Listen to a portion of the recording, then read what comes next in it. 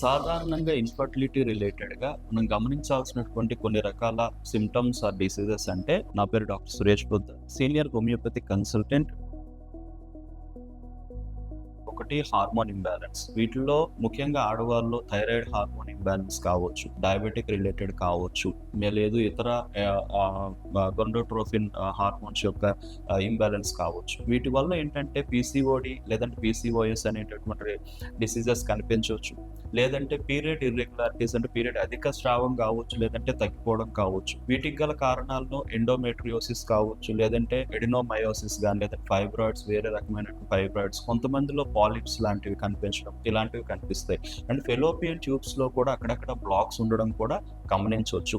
లేదంటే cervical related conditions కూడా కనిపించే అవకాశాలు ఉంటాయి. అలానే వైట్ డిశ్చార్జ్ అనేది ఇన్ఫెక్షన్ రిలేటెడ్ గా అధికంగా కనిపించే అవకాశాలు ఉంటాయి. దీనివల్ల కూడా చాలా సఫర్ అవుతారు. అది ఇరిటేటింగ్ గా ఉంటుంది, పెయిన్ఫుల్ గా, కొన్నిసార్లు ఇచ్చింగ్ ఉండొచ్చు, కొన్నిసార్లు స్మెల్ రావచ్చు. ఇటువంటి కండిషన్స్ కూడా ఉంటాయి.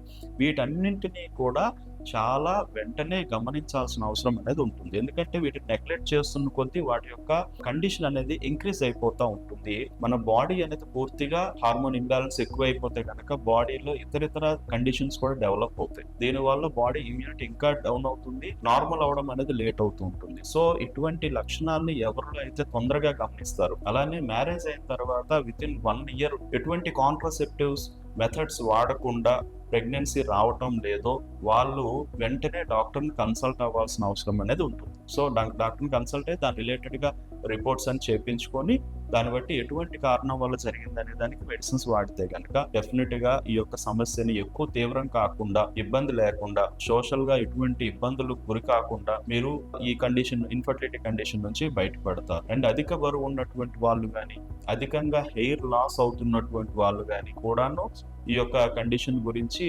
జాగ్రత్త పడాల్సిన అవసరం ఉంటుంది. ఇది హార్మోన్ ఇంబ్యాలెన్సెస్ లో ఇవి కూడా కారణాలు.